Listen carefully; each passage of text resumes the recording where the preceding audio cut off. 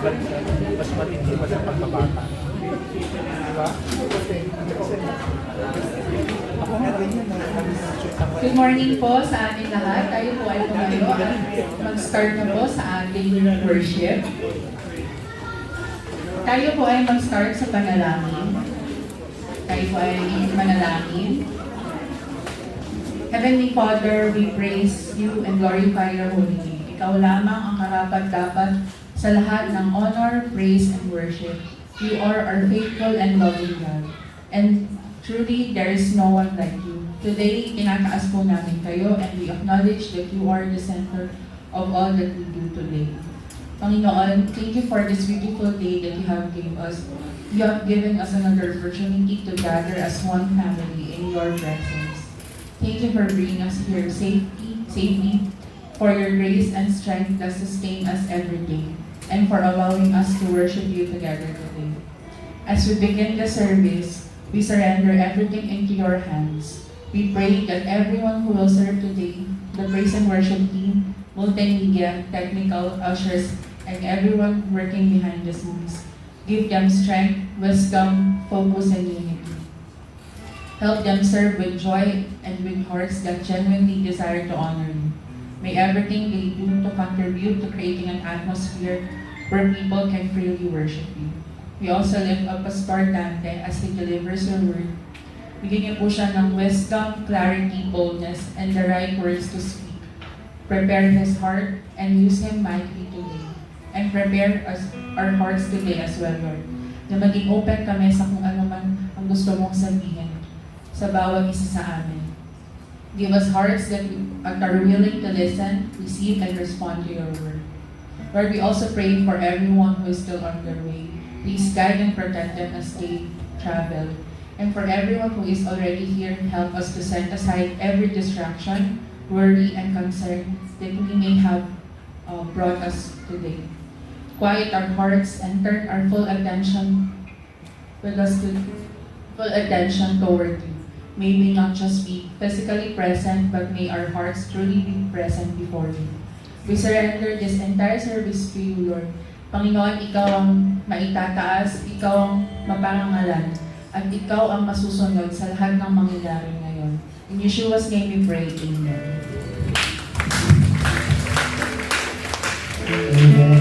Good morning po, si Oji Bacoor. Sa umagang ito, sa mga nagpaapdaang araw, sinasdan ko yung mga blessed. Sino yung mga pinagpala ng Panginoon? Amen. Sino dito yung mga nilikha ng Panginoon? Amen. Hallelujah. Sabi nga sa Psalm 150, let everything that has breath, praise the Lord. Amen. Hallelujah. Let's praise Him.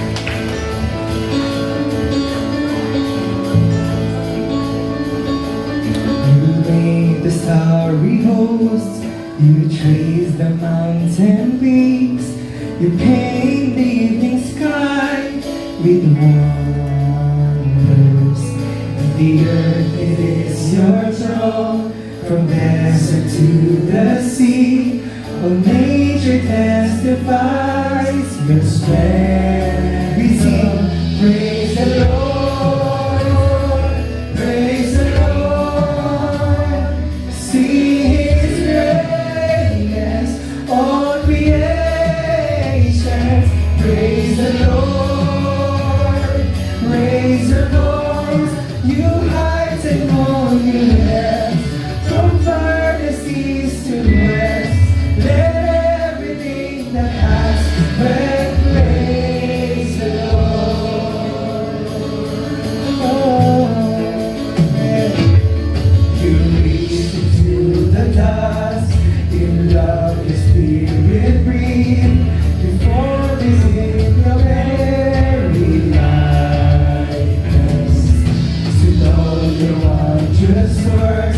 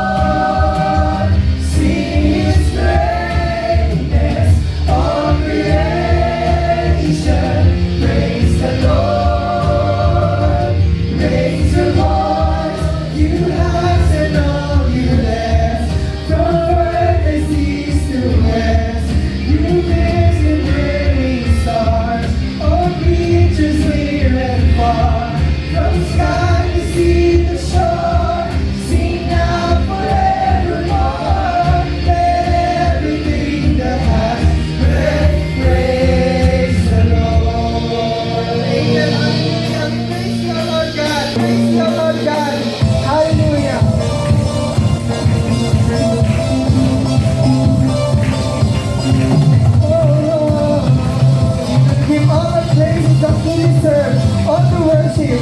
We will lift him up. And every tribe will see your glory. Yes, Lord. Every nation bow before you. All our treasures turn to ashes in the light of you.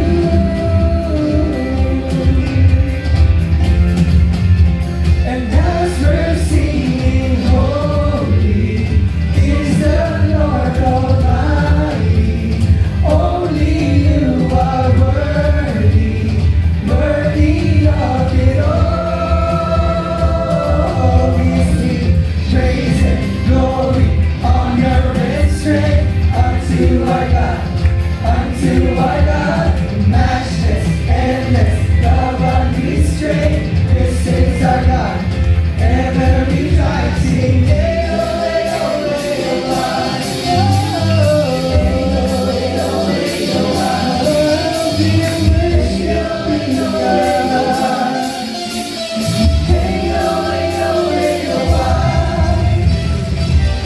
every tribe will see your glory. Every nation bow before you. All our treasures turn to ashes in the light of you. You see, and as we're singing, holy is the Lord Almighty. Only you are worthy, worthy of it all. Praise and glory, honor and strength unto our God, unto our God. Your matchless, endless, love unrestrained. This is our God. Sing every time, sing. Hey, oh, hey, oh, hey, oh, ah. Hey, oh, hey, oh, hey, oh, ah. Like our day. Hey, oh, hey, oh, hey, oh, ah. Oh, hey, oh, hey, oh, hey, sing. There is no one like our God. We sing. There is no one like our God. We stand alone. There is no one like our God. There is no one. There is no one like our God. Wala kang katulad, O Diyos. Wala kang katulad, O Diyos. Wala kang katulad, O Diyos. Wala kang katulad, O Diyos. Praise and glory, honor and strength unto our God. It's unto our God. Your matchless, endless, love unrestrained. This is our God. Sing every tribe, sing praise and glory, honor and strength unto our God, unto our God. Matchless, endless, love unrestrained. This is our God. Every tribe, sing praise and glory, honor and strength unto our God, unto our God, unto our God. He is matchless, endless, love unrestrained. This is our God. Every tribe, sing there is no one like our God. There is no one like our God. Alitin po natin. Wala kang katulad, O Diyos. Wala kang katulad, O Diyos. Amen. Tunay na, Lord God. Wala kang katulad. Namumugod tayo ikaw, Lord God. You deserve all the glory. Hallelujah. You deserve all the praises, Lord God. All the worship. Our hearts are full of gratitude, O Lord God, for all the blessings, Lord, for the grace, O Lord God. We thank you so much, God. Jesus, the way, the truth, the life, the perfect sacrifice, the blood that washes white as snow. Jesus, the one who made the way, the one who died to save and conquered every grave. So I'll sing praise and glory, wisdom and thanks, all honor and power and strength be to our God forever and amen. We sing praise and glory, praise and glory, wisdom and thanks, all honor and power and strength be to our God forever and amen. Thank you, Lord. There will come a day when tears are wiped away, and there will be no pain. And that day, every knee will bow, and every tongue confess that Jesus Christ is Lord. Praise and glory, wisdom and thanks, all honor and power and strength be to our God forever and amen. Praise and glory, praise and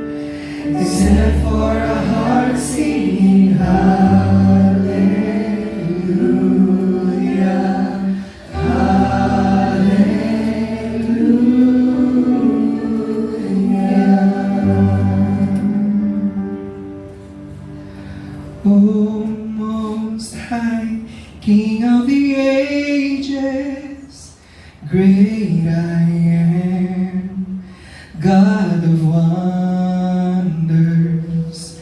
By the blood you have redeemed us, led us through mighty waters. Our strength, our song, our sure salvation, now to the Lamb upon the throne. Be blessing, honor, glory, power to the Father you have won. Hallelujah. Amen.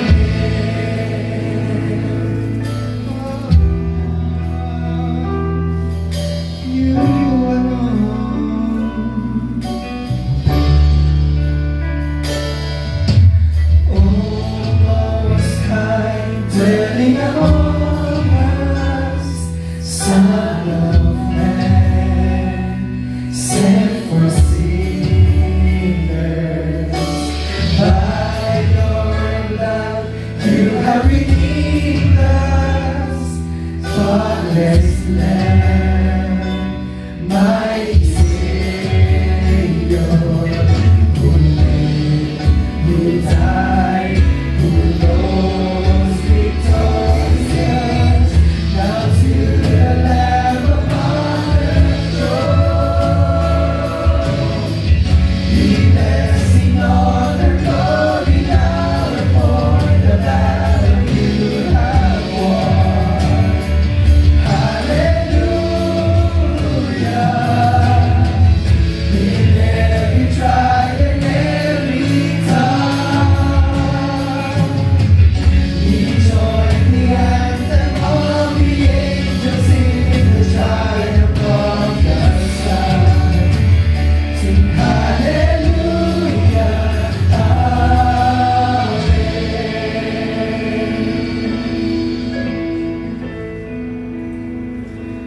O Most High, King of the nations, robed in praise, crowned with splendor, and on that day, who will not tremble when you stand, Christ the victor, who was and is forever. Now to the Lamb upon the throne, be blessing, honor, glory, power for the battle you have won. Hallelujah. In every tribe and every tongue, we join the anthem of the angels in the triumph of the Son. Hallelujah.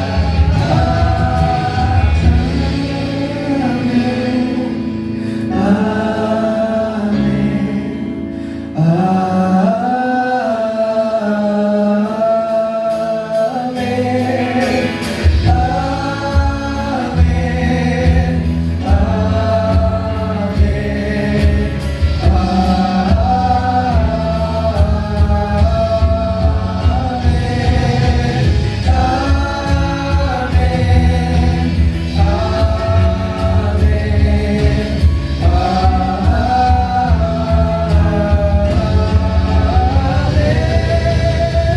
Now to the Lamb upon the throne, be blessing, honor, glory, power for the battle you have won. Hallelujah. In every tribe and every tongue, we join the anthem of the angels in the triumph of the Son. Hallelujah.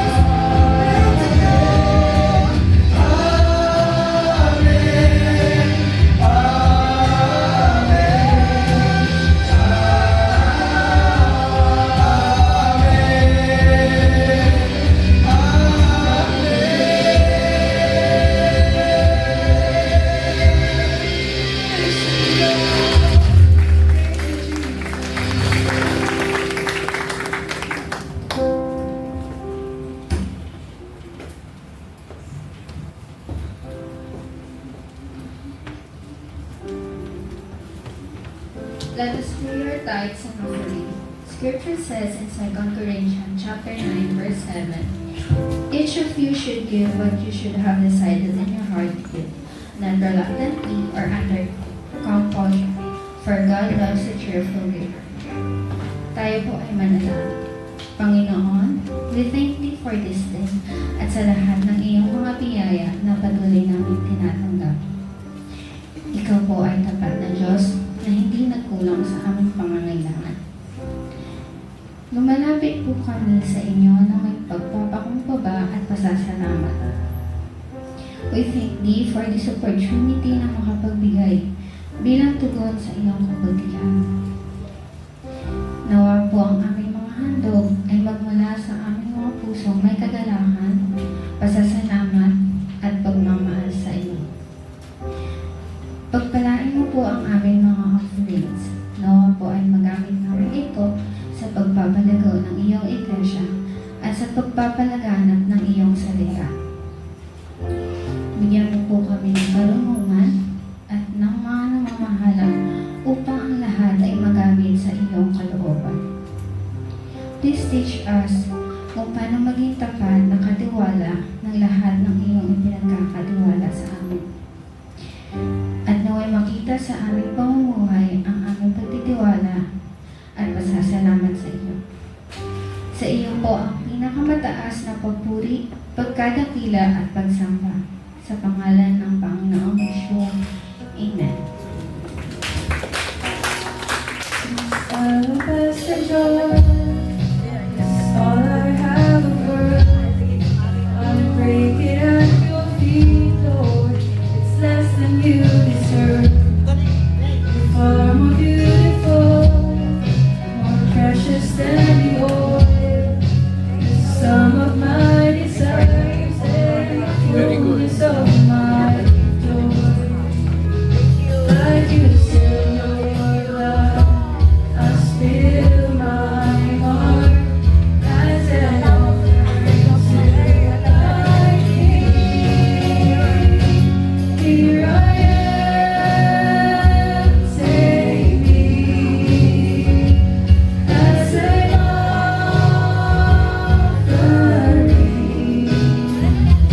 Here I am, giving every heartbeat for your glory. Take me. Take me.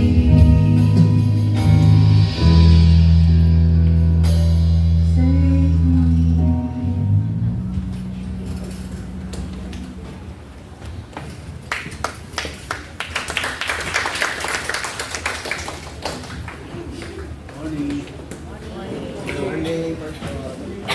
Morning ho. Parang slow motion yung palakpak nyo.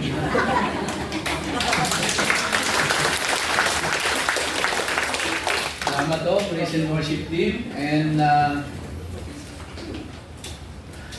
salamat sa Diyos at 2 linggong umuulan. Ngayon ay binigyan tayo ng panibagong sikat ng araw. At dahil bago po ako mag-start, nais ko munang i-welcome natin si Angeline Bedia. Pwede pong pakitayo. Nasaan po si Angeline? Welcome. At salamat din po sa nag-invite kay Angeline. Now, bago po tayo magsimula sa ating mensahe sa umagang ito, ay meron po tayong i-install na panibagong membro po ng deacon ng ating church. So, today we gathered before God to recognize and install one servant whom the Lord has called to serve as deacon in His church. The ministry of a deacon is not merely a position or title. It is a sacred calling to serve God, care for His people, support the work of the church, and demonstrate the character of Christ through faithful service. Our Lord Jesus Christ said, in Matthew 23 verse 11, "But he that is greatest among you shall be your servant." Today we come together to recognize this calling, to affirm our sister in this ministry, and to commit her to the Lord. At this time, I call Sister Gina Javier to come forward and stand before the congregation. Palakpakan po natin si Ate Gina. At maganda siguro kung samahan si Ate Gina ng kanyang mga anak. Nandito ba silang lahat? Yung 6? Ay, hindi.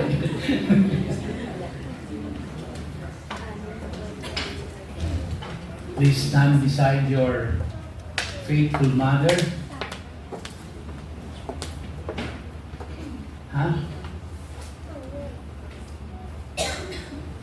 Sister Gina Javier has been prayerfully considered and appointed to serve as a deacon of this church.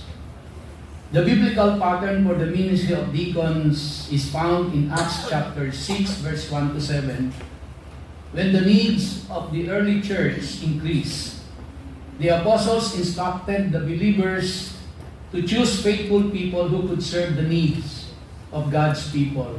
In Acts chapter 6, verse 3, it says, "Wherefore, brethren, look ye out among you 7 men of honest report, full of the Holy Ghost and wisdom."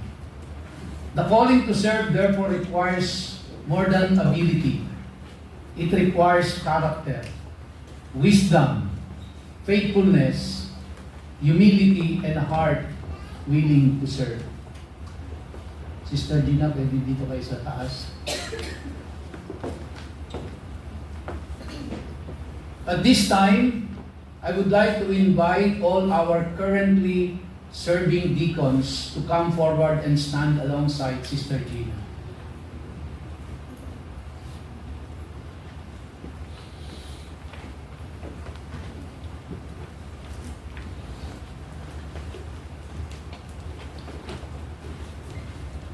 And may I call on Pastor Ed also?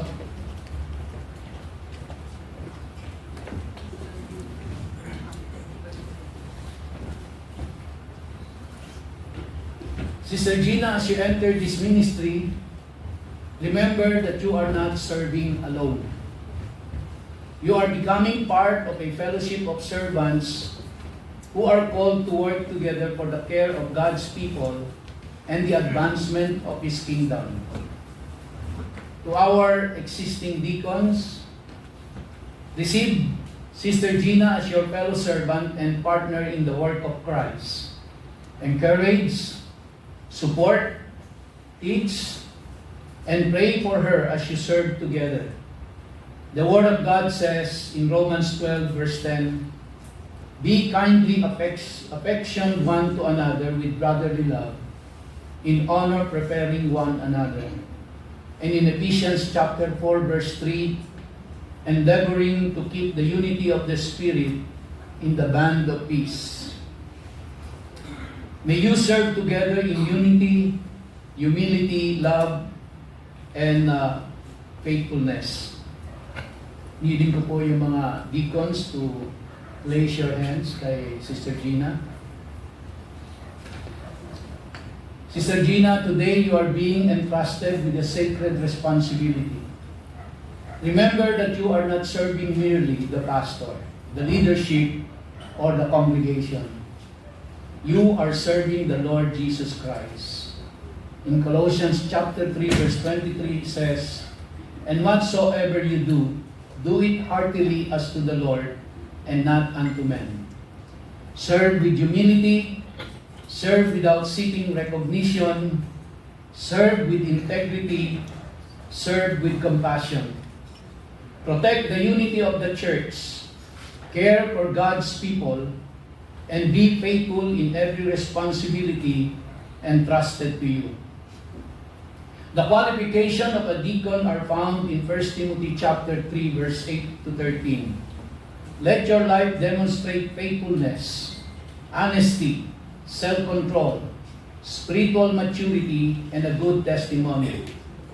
Remember the words of Jesus in Mark chapter 10, verse 45. For even the Son of Man came not to be ministered unto, but to minister. Your ministry is therefore not about position, it is about service. Sister Gina, before God and this congregation, I ask you, do you acknowledge that God has called you to serve Him through the ministry of a deacon? Tumango po, Sister Gina. Palakpakan po natin.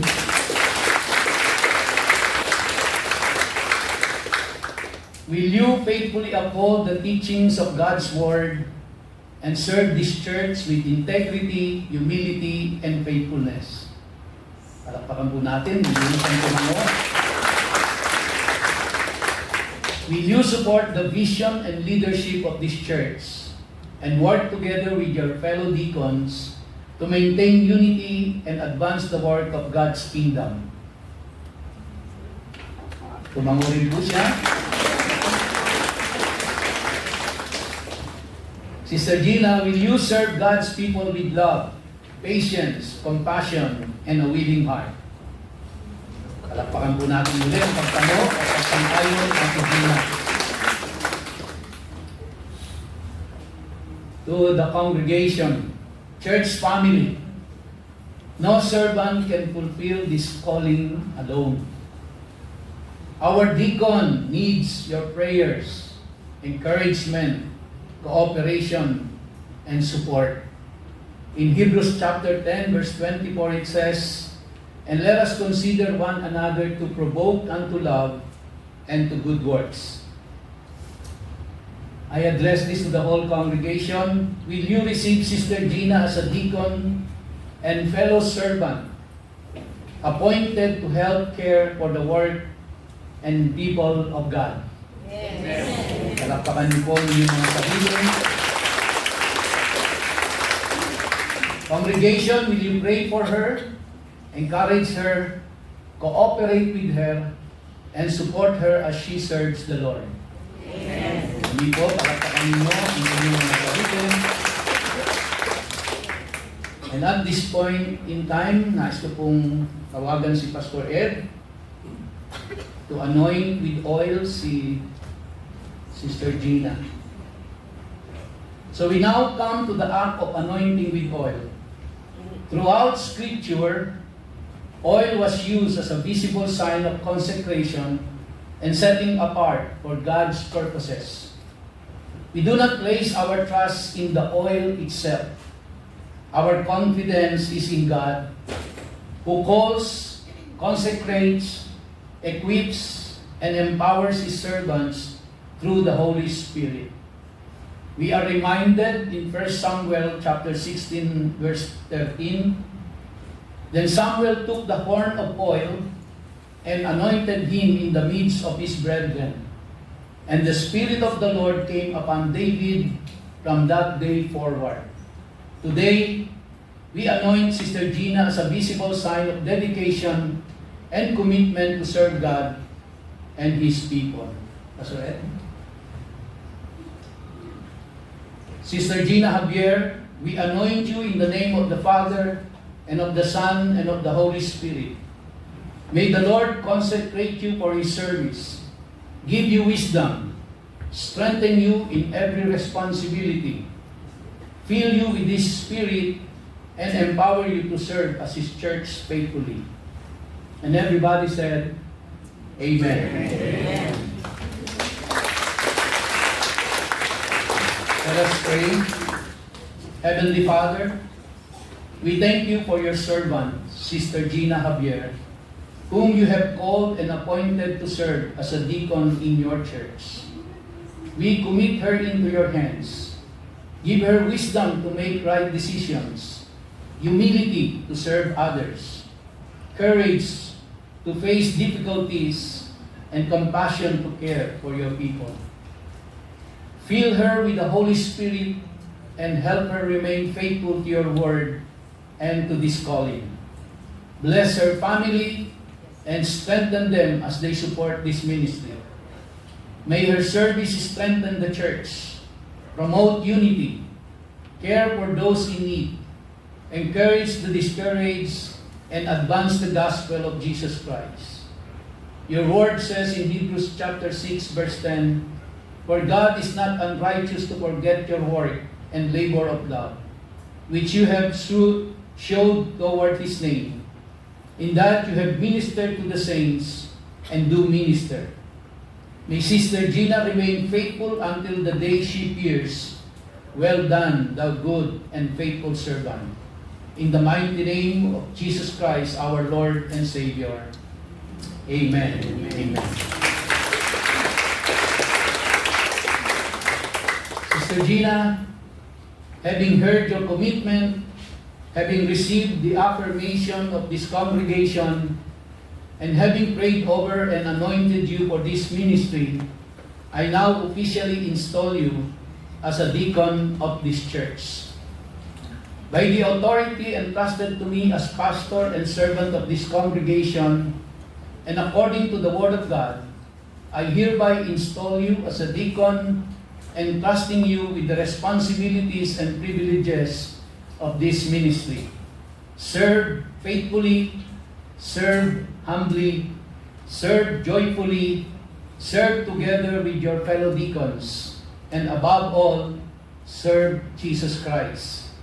May your ministry be a blessing to God's people and a testimony to the faithfulness of God. In the name of the Father, and of the Son, and of the Holy Spirit.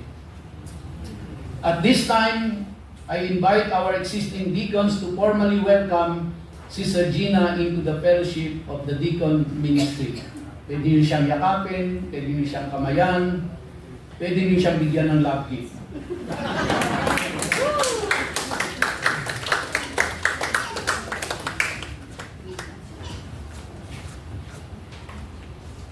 At nais ko rin pong i-announce na ang aking pong may bahay, Sister Lily, ay magpo-focus na lang po sa pagiging admin head ng ating church dahil sa laki po ng responsibilidad. Kaya yan po ang dahilan kung bakit si Sister Gina ay ating pong in-install as ngayon ang kapalit ni Sister Lily sa pagiging deacon. So church family, let us also welcome Sister Gina as our newly installed deacon.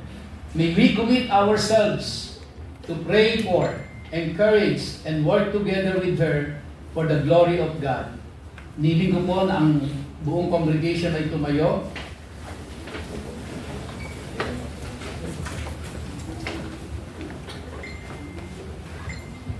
Sister Gina Javier will receive you as our deacon and fellow servant in Christ. We commit ourselves to pray for you, support you, encourage you, and work together with you for the advancement of God's kingdom. May we serve the Lord together in unity, love, and faithfulness. Let us give the Lord a joyful hand of praise. Alapakan po natin ang ating Panginoon.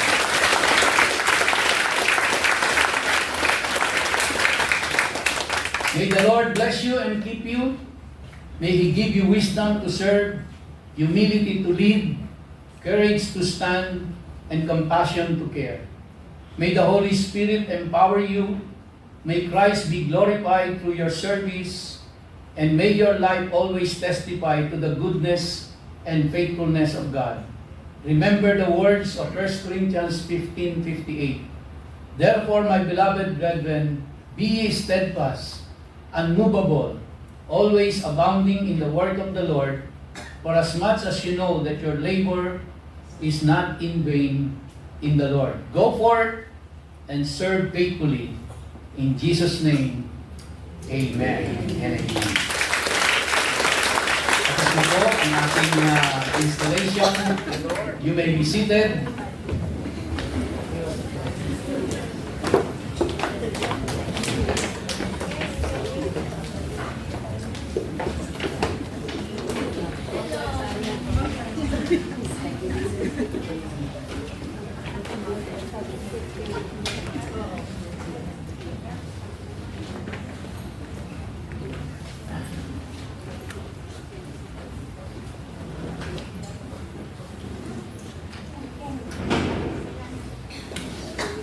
As you can see on the screen, ang ating pong tatalakayin sa umagang ito ay ang Leviticus 25 bilang pagpapatuloy po ng pag-aaral natin sa aklat ng Leviticus.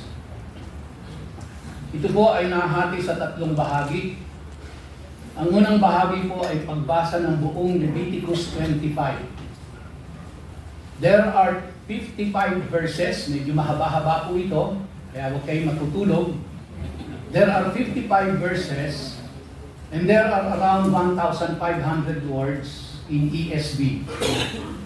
And at a normal pace of 200 to 300 words per minute, matatapos po nating basahin yung buong Leviticus ng 9 minutes and 42 seconds.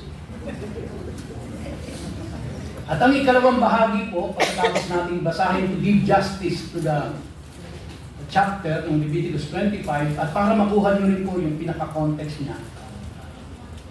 Huwag po kayo mag-alala dahil isa-summarize ko yun, yung buong Leviticus 25. But hindi po tayo tatalakay sa verse by verse. So, babasahin muna natin, that's the first part. The second part, i-explain ko po siya in its context na yung pinaka-summary niya. And then the third part would be the present application nito sa atin. Kasi pag binasa po natin, makikita nyo na seemingly irrelevant na sa panahon natin ang Leviticus 25. Pero ang gusto ko natin makita dyan is yung principle. Kaya yun po yung huling bahagi. So huwag ko kayo mag-alala dahil yung pagbasa ay 9 minutes and 42 seconds. Pero yung buong explanation po ay nasa around 25 minutes lang. Kaya hindi po ganun kahaba ito. But you have to listen carefully. Tayo po'y manalangin. Ama, muli po kaming lumalapit sa iyo at humihingi ng iyong gabay, kaliwanagan sa iyong mga salita. Tulungan mo po kami na ma-internalize namin ang mensahe mo para sa aming lahat sa umagang ito. Mula po sa Leviticus chapter 25. Ilapat mo po ito sa aming pangkasalukuyang kapanahunan. Sa iyo po ang papuri, sa salamat at pagdakila sa pangalan ni Yeshua. Amen. Amen. Basahin po muna natin. Kaya lang ayaw kong lumipat. So, yung mga ganito po ay kumakain ng oras. Ang ayaw.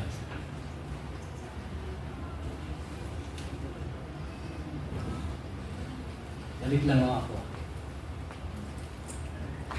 May baterya ba ito? Balik lang ako.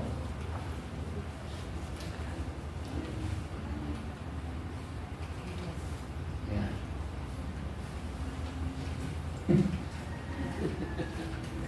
Ayaw.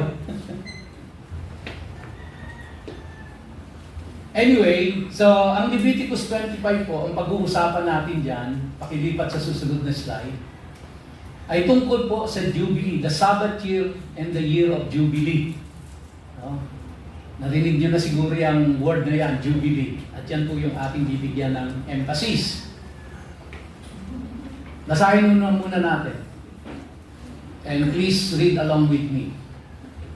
The Lord spoke to Moses on Mount Sinai, saying, "Speak to the people of Israel and say to them, when you come into the land that I give you, the land shall keep a Sabbath to the Lord. For 6 years you shall sow your field, and for 6 years you shall prune your vineyard and gather in its fruits. But in the 7th year, there shall be a Sabbath of solemn rest for the land, a Sabbath to the Lord. You shall not sow your field or prune your vineyard. You shall not reap what you grows of itself in your harvest, or gather the grapes of your undressed vine. It shall be a year of solemn rest for the land. The Sabbath of the land shall provide food for you. for yourself and for your male and female slaves, and for your hired servant and the sojourner who lives with you, and for your cattle, and for the wild animals that are in your land. All its yield shall be for food. You shall count 7 weeks of years, 7 times 7 years, so that the time of the 7 weeks of years shall give you 49 years. Then you shall sound the loud trumpet on the 10th day of the 7th month. On the day of atonement you shall sound the trumpet throughout all your land. And you shall consecrate the 50th year, and proclaim liberty throughout the land to all its inhabitants.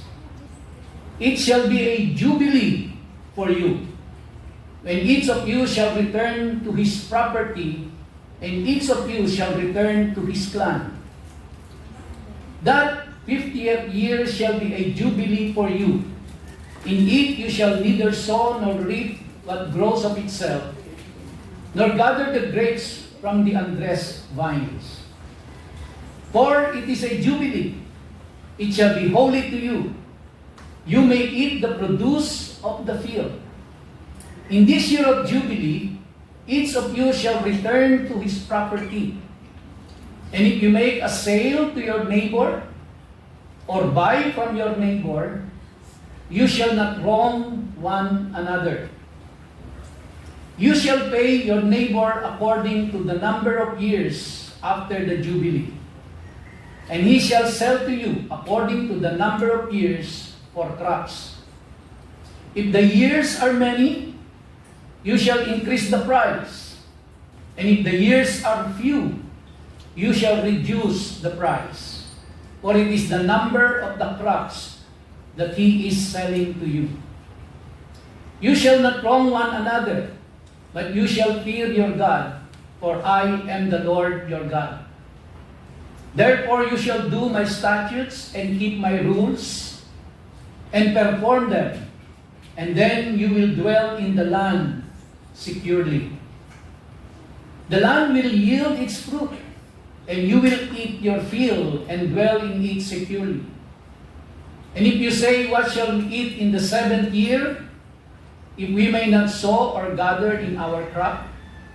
I will command my blessing on you in the 6th year, so that it will produce a crop sufficient for 3 years.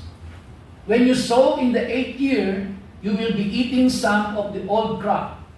You shall eat the old until the 9th year, when its crop arrives.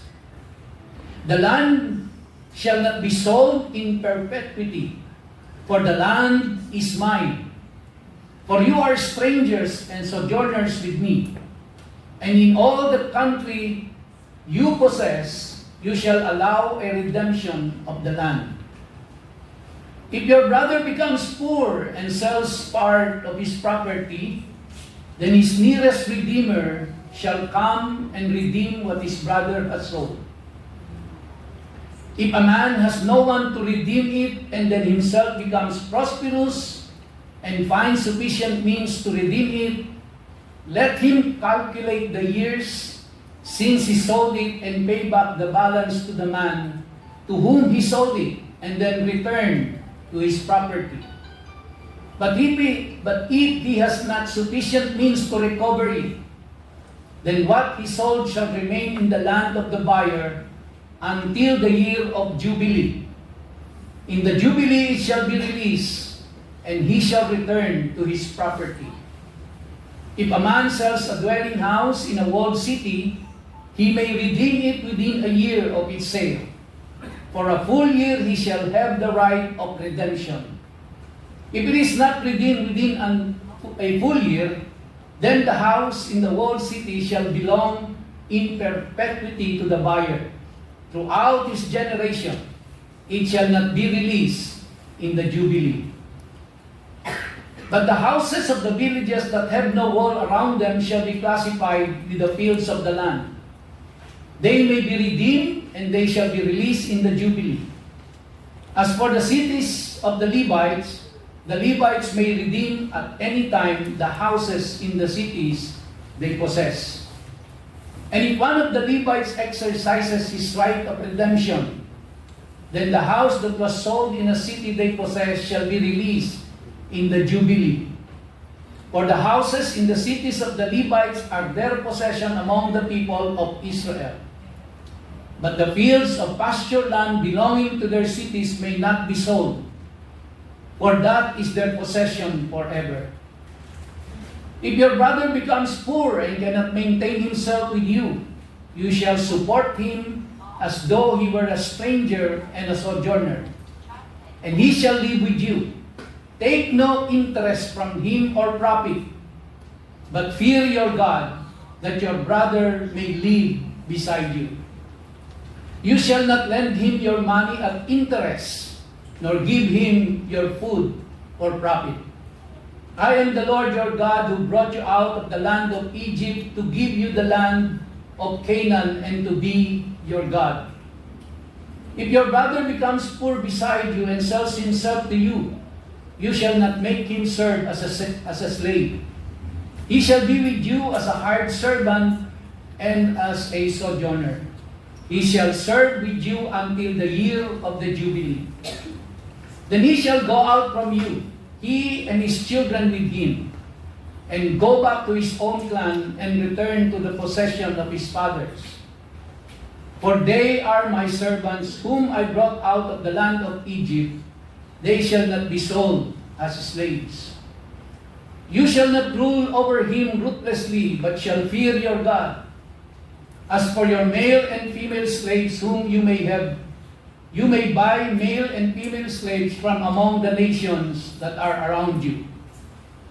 You may also buy from among the strangers who sojourn with you and their clans that are with you, who have been born in your land, and they may be your property.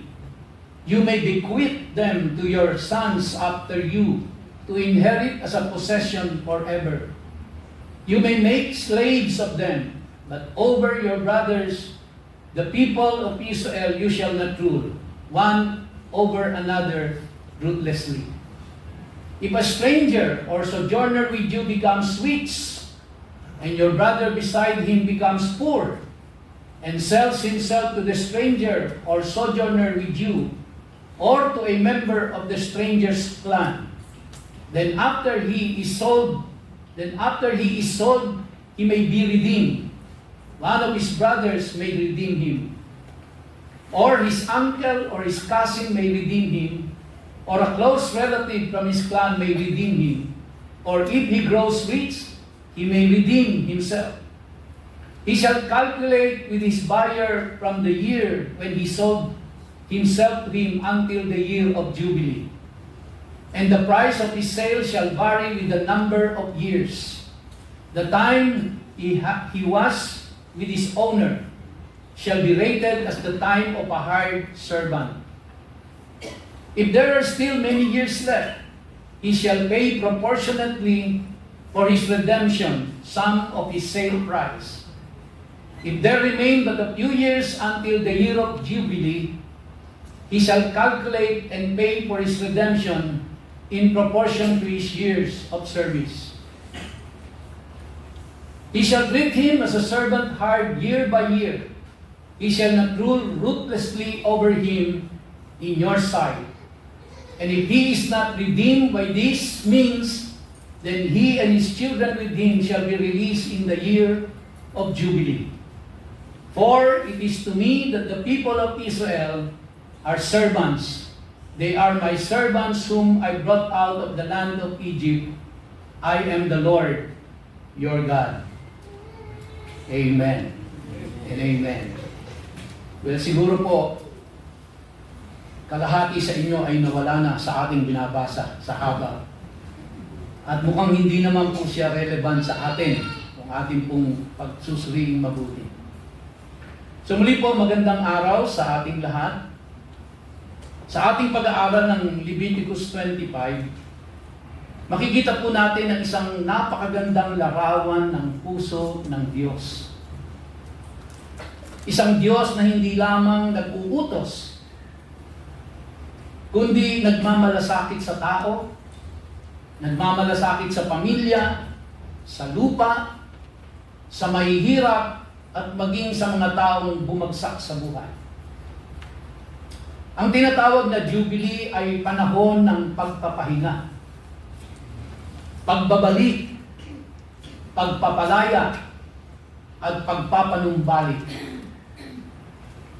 Ngunit higit pa ito sa isang sinaunang batas ng Israel. Ipinapakita nito kung paano nais ng Diyos na mamuhay ang kanyang bayan. Habang pinag-aaralan natin ito, hindi lamang natin itatanong, ano ang Jubilee? Kundi ano ang ibig sabihin ng Jubilee sa buhay ko ngayon?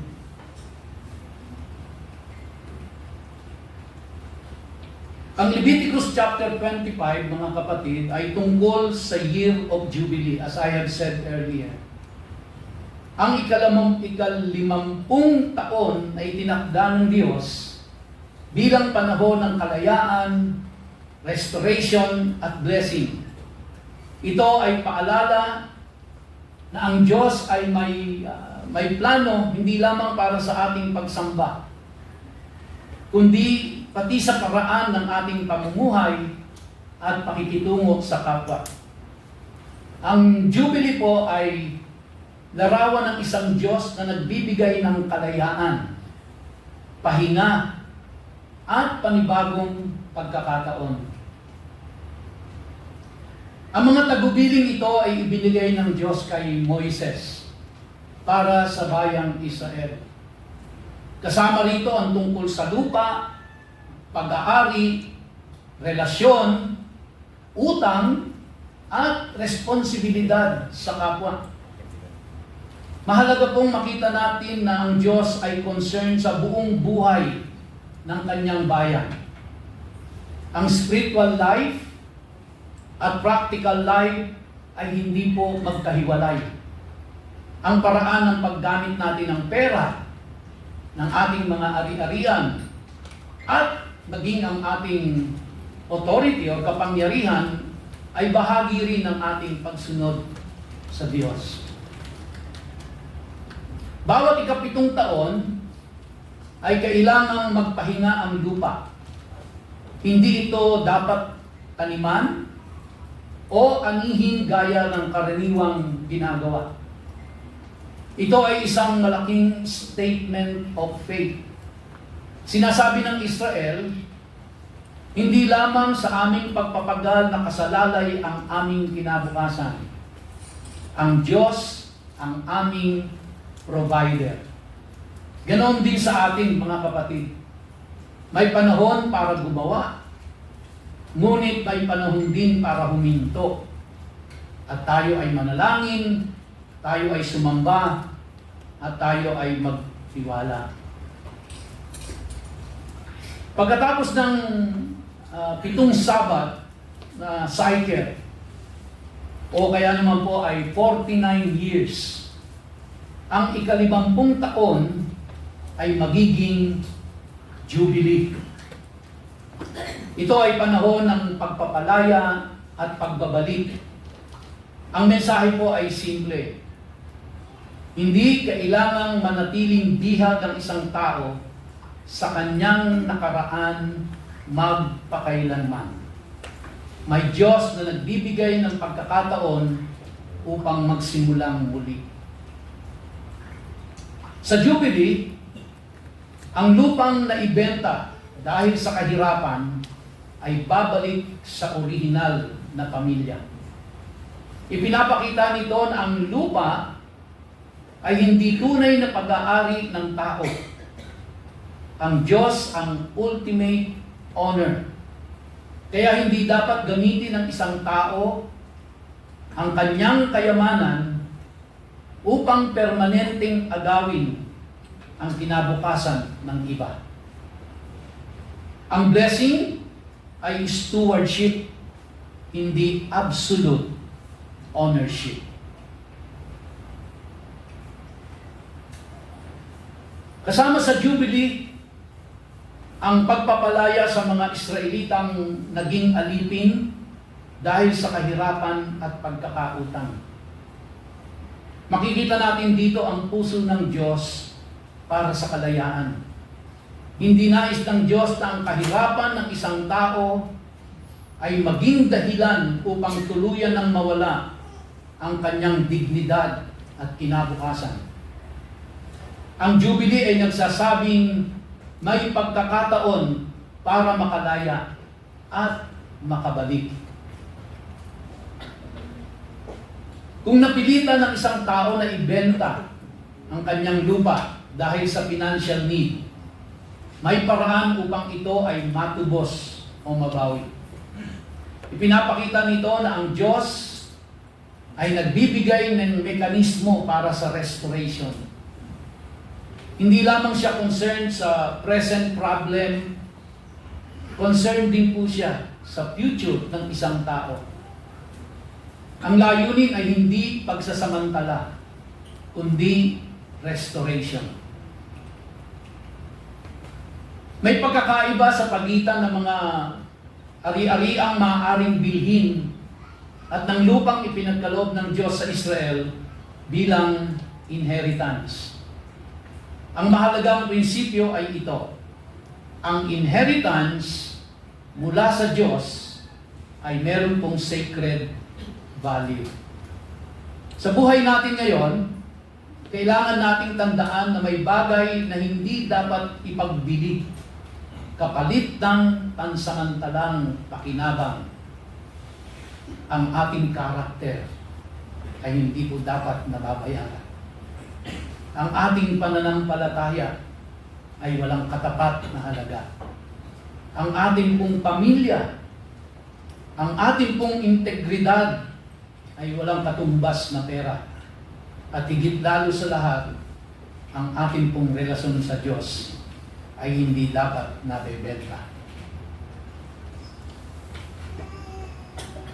Ang pagsunod sa Diyos ay may kasamang reverence. Hindi maaaring sabihin natin, mahal natin ang Diyos, habang sinasamantala naman natin ang ating kapwa. Ang fear of the Lord ay nagtuturo sa atin na maging makatarungan, tapat, at maawain. Kapag tunay nating kinikilala ang Diyos, nagbabago ang paraan ng pakikitungo natin sa ibang tao. Makikita natin ang 5 pangunahing tema dito po sa sa Leviticus 25. Nandiyan po yung God's ownership, yung pong rest, yung liberty, yung restoration, at stewardship.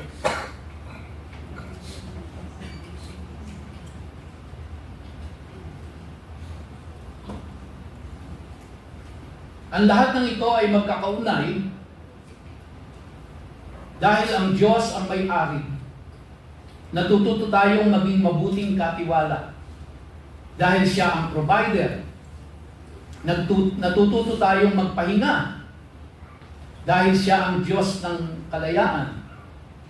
Natututo tayong magpalaya at dahil siya ang Diyos ng restoration, nagiging restorers din tayo. Dito natin makikita ang mas malalim na fulfillment ng Jubilee sa ating Panginoong Jesucristo.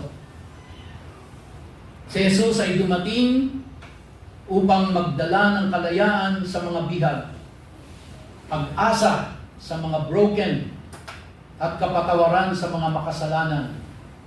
Ang tunay na kalayaan ay hindi lamang tungkol sa pera o ari-arian. Ang pinakamalaking pagkaalipin ay ang pagkaalipin sa kasalanan, at si Kristo ang nagbibigay ng tunay na kalayaan. Ang Jubilee po ay may direktang application sa ating buhay. Tinatawag tayo na magtiwala sa Diyos bilang tunay na owner at provider. Tinatawag tayong mamuhay ng generous at just. Magpatawad, magpakita ng mercy, at tumingin kay Kristo bilang katuparan ng tunay na Jubilee. Ang tanong ay hindi lamang naiintindihan ko ba ang Jubilee, kundi namumuhay ba ako na parang ang Diyos ang tunay na may-ari ng lahat sa aking buhay. We are now on the third part. Ang susunod ng mga slides ay nagdadala sa atin mula sa biblical principle patungo sa practical na pamumuhay ngayon. Ang pangunahing mensahe ng presentation po ngayon ay God owns, we steward it. God gives rest, we trust Him. God restores, we become restorers.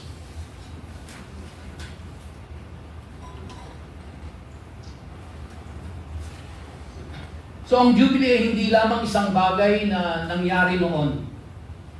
May prinsipyo itong dapat makita sa buhay natin po ngayon. Kung ang Diyos ang may-ari, tayo po ay katiwala. Kung ang Diyos ang nagbibigay ng pahinga, dapat tayong matutong magtiwala. Hindi po puro trabaho, wala ng araw para pagsamba. At kung ang Diyos ay nagbabalik at nagpapanumbalik, dapat din tayong maging instrumento ng restoration sa buhay ng iba. Lahat ng mayroon tayo, mga kapatid, lahat, pera, property, maging yung oras po, maging yung ating mga kakayahan o yung ating influence at maging mga oportunidad, ito po ay pinagkatiwala lamang sa atin. Hindi ho tayo ang totoong nagmamay-ari ng lahat ng ito. Kaya po, sa halip na sabihin natin, akin ito, dapat nating itanong, Panginoon, paano mo nais gamitin ko ang ipinagkatiwala mo? Kanina po sa aming morning devotion, ay akin pong nabanggit na kung tutuusin, tayong lahat dahil tayo'y makasalanan, lahat tayo ay patungo na sa walang hanggang kaparusahan. At wala ni isa man sa atin ang kayang bayaran ang malaki nating pagkakautang. At kung tutuusin po, tayo ay pag-aari na ni Satanas. Ngunit dahil sa habag ng Diyos, dahil sa kabutihan ng Diyos, dahil sa Kanyang pag-ibig sa atin, Siya ang nagbayad ng napakalaki nating pagkakautang na hindi natin kayang bayaran. Tinubos niya po tayo. At ang ipinantubos niya ay ang buhay ng sarili niyang anak, ang Panginoong Jesucristo. Kaya kung ating pong pag-iisipan ng malalim, ang tunay na nagmamay-ari na po sa atin ay hindi na ang ating mga sarili. Hindi natin pag-aari ang sarili natin. Tayo po ay pag-aari na ng Diyos. At kung tutuusin po, walang ibang dapat masunod sa buhay natin kundi ang Diyos lamang. Dahil Siya po ang nagbayad, Siya ang tumubos, Siya ang nagbuwis ng buhay upang ikaw at ako na isang makasalanang hindi kayang bayaran ang napakalaki nating pagkakutang ay mapalaya mula sa kamay ni Satanas. Kaya ikaw, kapatid, ako at ikaw na nanampalataya sa Panginoong Jesucristo, hindi ka na pag-aari ng dyablo. At pwede mo po yung banggitin everyday sa iyong paggising pa lamang. I don't belong to the devil anymore. I've been redeemed by the blood of Jesus Christ. I don't belong to Satan anymore. I belong only to God. At dahil ikaw ay Kanyang pag-aari, Siya lang po ang merong karapatan sa iyong buhay. Kaya ang dapat talagang nasusunod sa buhay natin ay walang iba kundi ang Diyos dahil siya ang nagpalaya sa atin. Ito po ang mensahe ng Jubilee. So ang tamang understanding ng ownership ay nagbubunga ng tamang stewardship.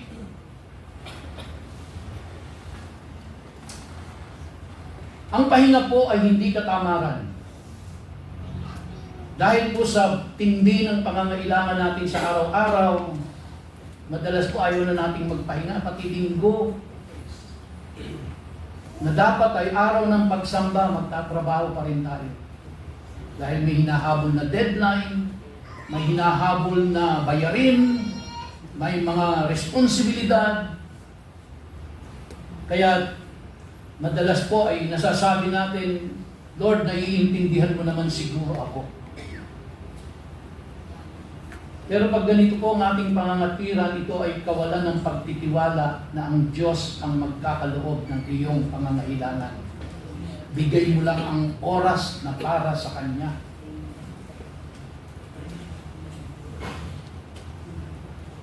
Rest is faith. Ang pahinga ay hindi po katamaran. Sa biblical perspective, ang pahinga ay pagpapahayag ng pagtitiwala.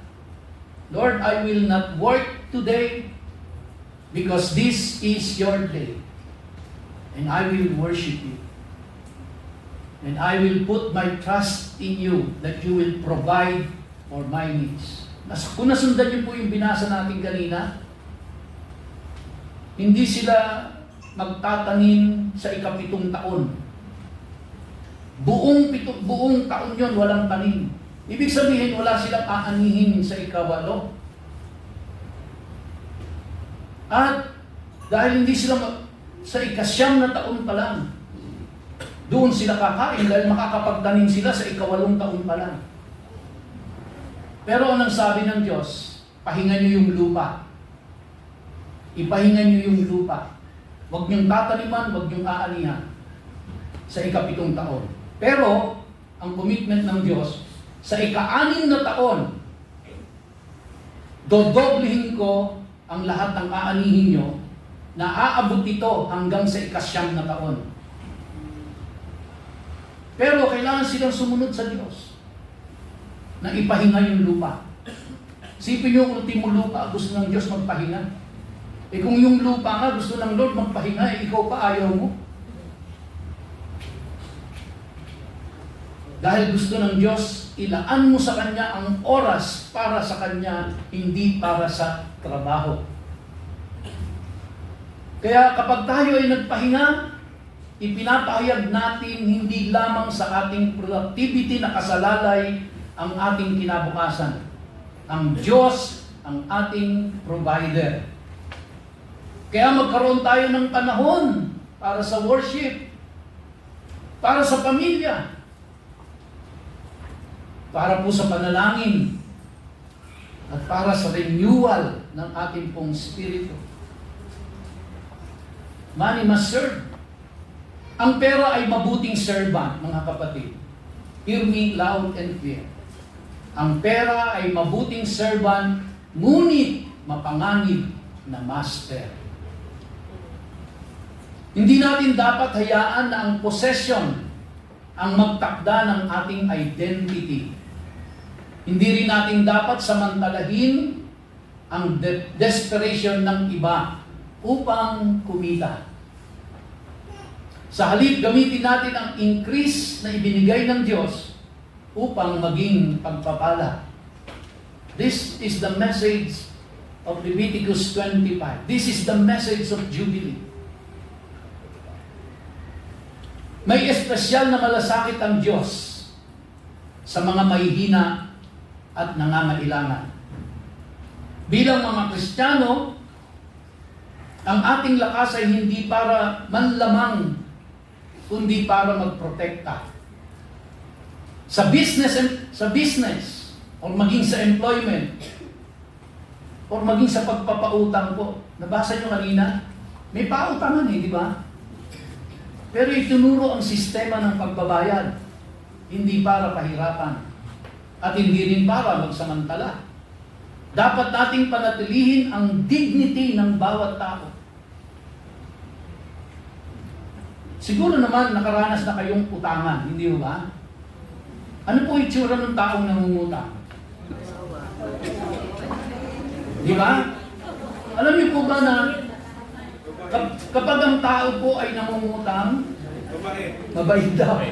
Siyempre, nangungutang na. Pero, hindi niyo pa man napansin, parang kayo mismo po, nakaranas kayong mangutang eh. Sa kamag-anak, sa kaibigan, sa kumpare, kay kumare. Hindi ba parang ibinababa mo yung dignidad mo? Kaya po yung trabaho nagbibigay ng dignidad sa tao yan eh.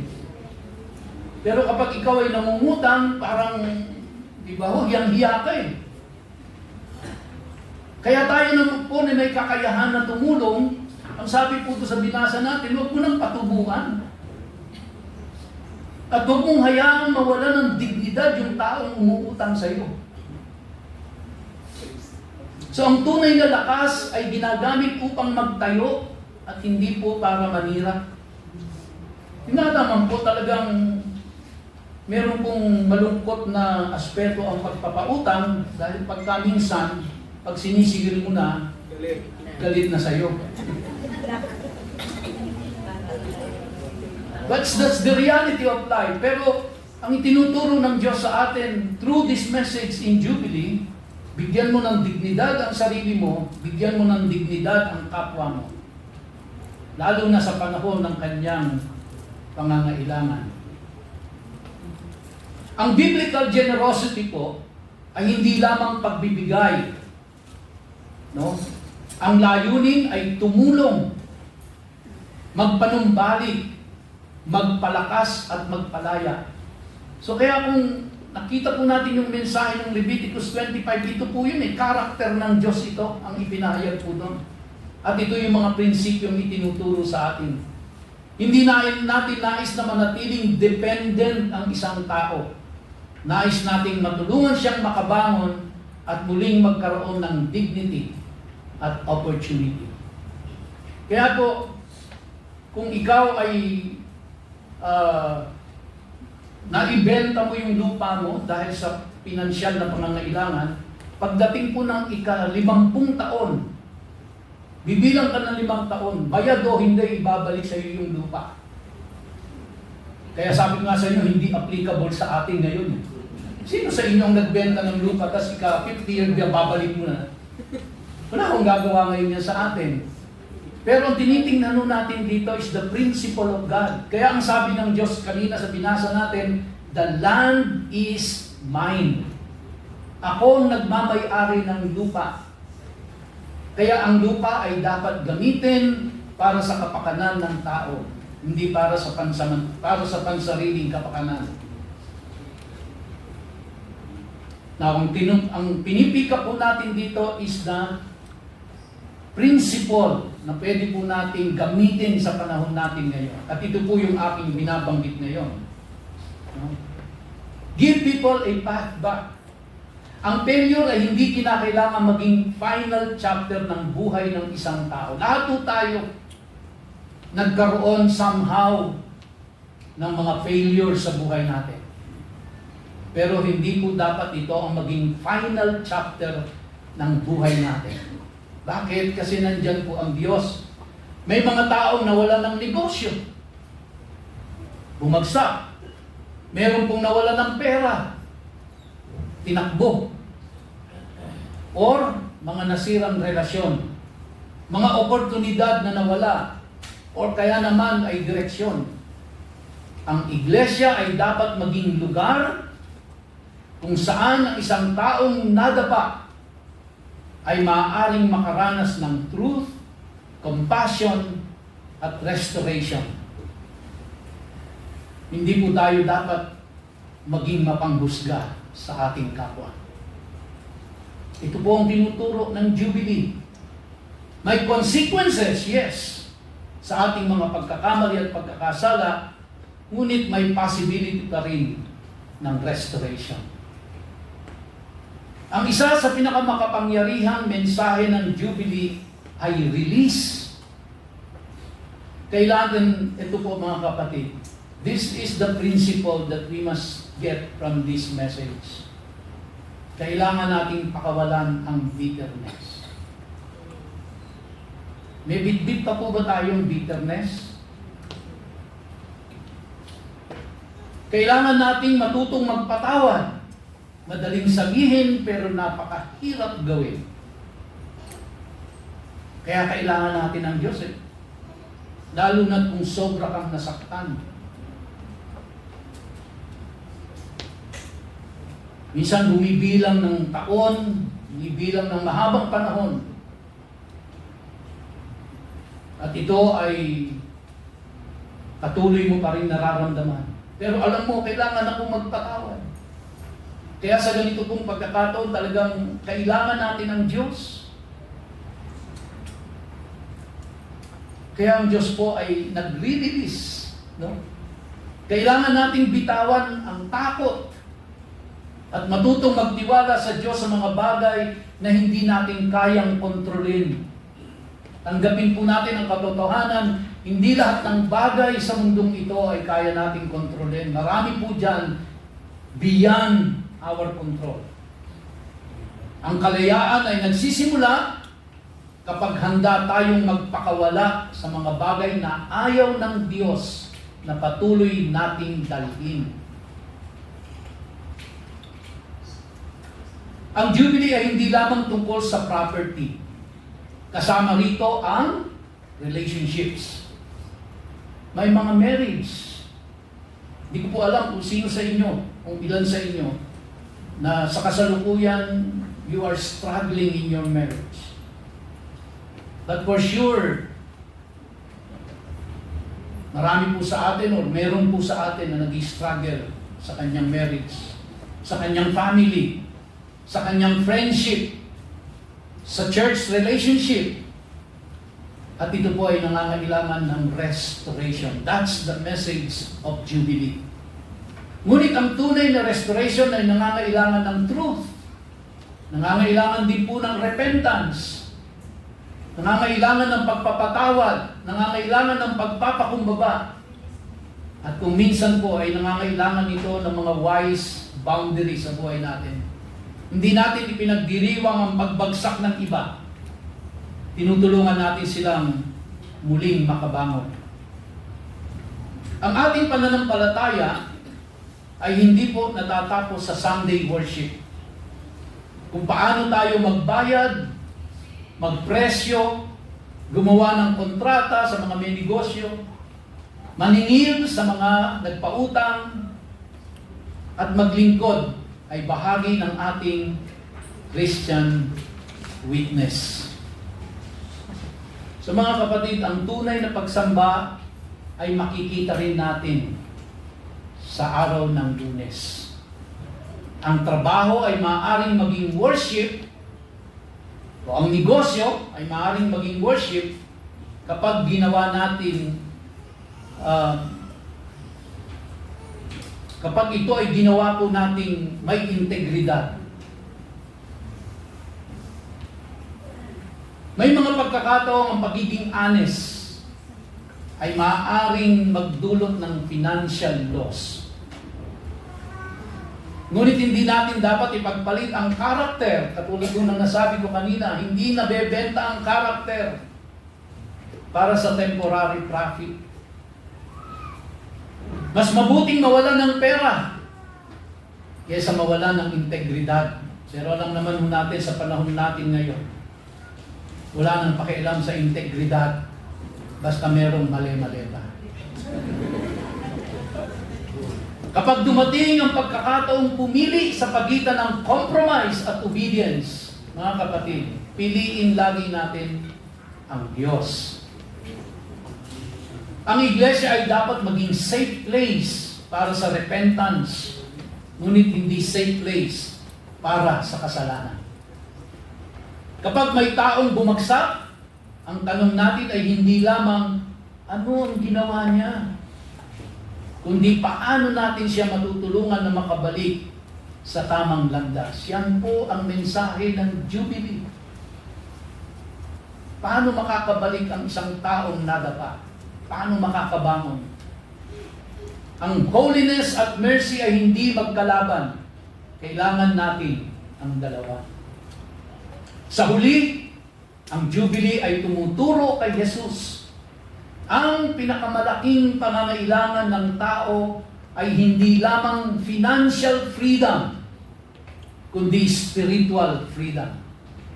Si Kristo ang nagbibigay ng kalayaan sa bihag, pag-asa sa broken, kapatawaran sa makasalanan, at restoration sa buhay na nasira ng kasalanan.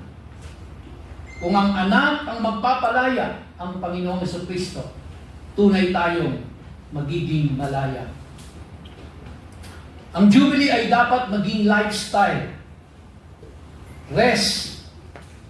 Huminto at kilalanin ng Diyos. Trust. Umasa sa Kanyang provision.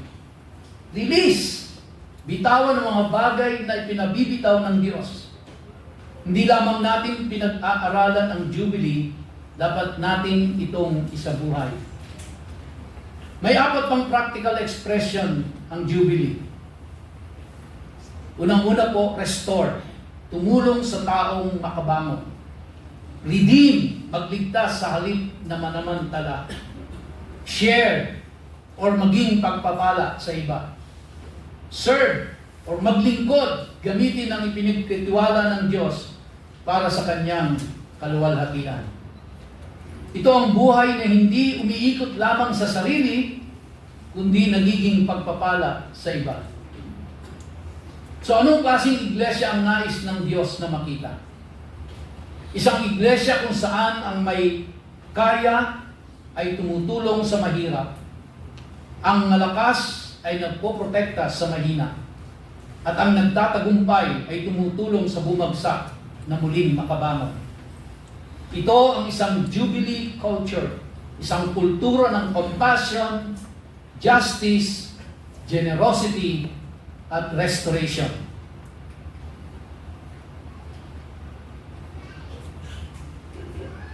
Ang Jubilee culture ay hindi lamang tungkol sa financial restoration. Ang mga pinatawad ay natututong magpatawad. Ang mga pinagpala ay nagiging pagpapala. Ang mga broken ay nakakahanap ng lugar kung saan maaari silang muling buuin. Ito ang klase ng iglesia na hindi lamang nagsasalita tungkol sa grace, kundi nagpapakita ng grace sa aktwal na buhay. One final question sa pagtatapos po natin. Hindi dapat matapos ang mensahe nito sa simpleng kaalaman tungkol sa Leviticus 25. Ang tunay na tanong ay, ano ang magiging itsura ng Jubilee sa buhay ko? Ano ang kailangan kong i-release? Anong kailangan kong pakawalan? Sino ang nangangailangan ng restoration sa pamamagitan ko? Ano ang pinagkatiwala ng Diyos na kailangan kong gamitin ng mas mabuti? At saan ako tinatawag ng Diyos na higit na magtiwala sa Kanya? Tayo pong lahat ay yumuko, mga kapatid.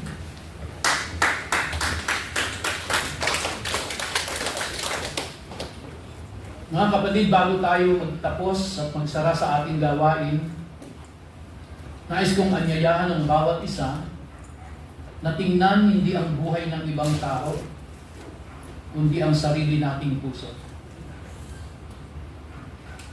Marahil may kailangan kang bitawan.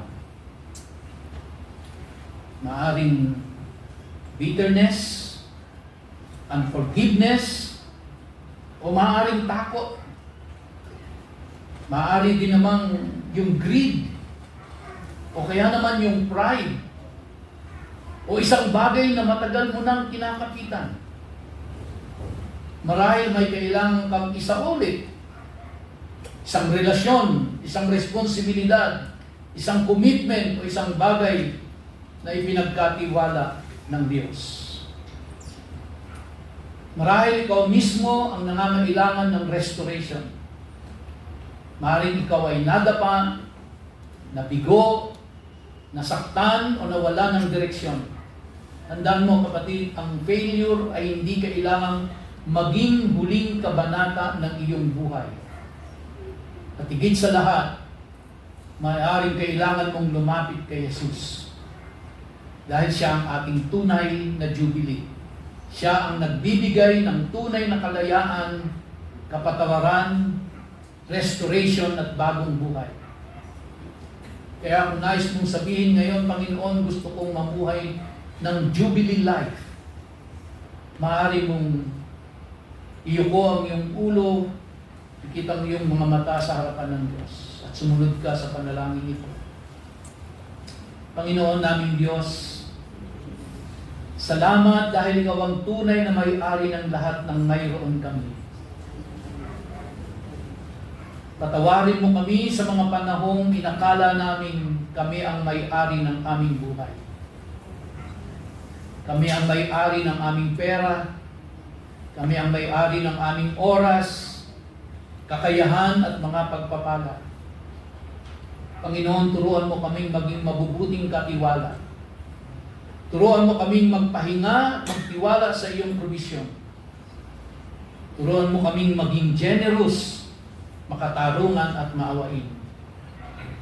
Panginoon, tulungan mo kaming pakawalan ang bitterness, unforgiveness, fear, at anumang hindi mo nais na dalhin pa namin. Ibalik mo ang mga relasyong maaari pang maibalik. Pagalingin mo ang mga pusong nasaktan. Ibangon mo ang mga nadapa. At gawin mo kaming iglesia ng restoration. Isang iglesia kung saan ang broken ay nakakahanap ng pag-asa. Ang makasalanan ay nakakasumpong ng grace.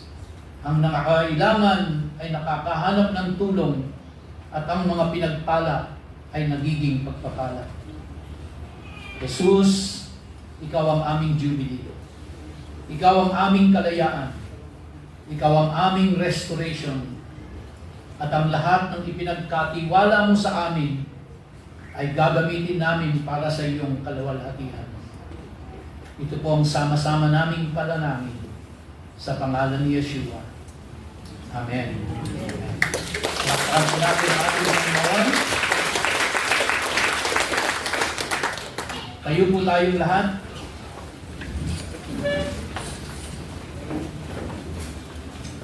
Dakilang Diyos, aming Ama, salamat sa matagumpay na gawain ngayong araw ng linggo. Salamat sa mensahe mo para sa bawat isa sa amin. Pagpalain mo ang buo naming isang linggo at ikaw ang masunod sa buhay namin. Sa iyo ang lahat ng kapurihan, ang lahat ng kaluwalhatian sa pangalan ni Yeshua. Lahat po ay magsabi ng Amen. God bless you po in the name of the Father, and of the Son, and of the Holy Spirit. Tapos na po ang ating gawain. Pagpalain tayong lahat ng ating Panginoon.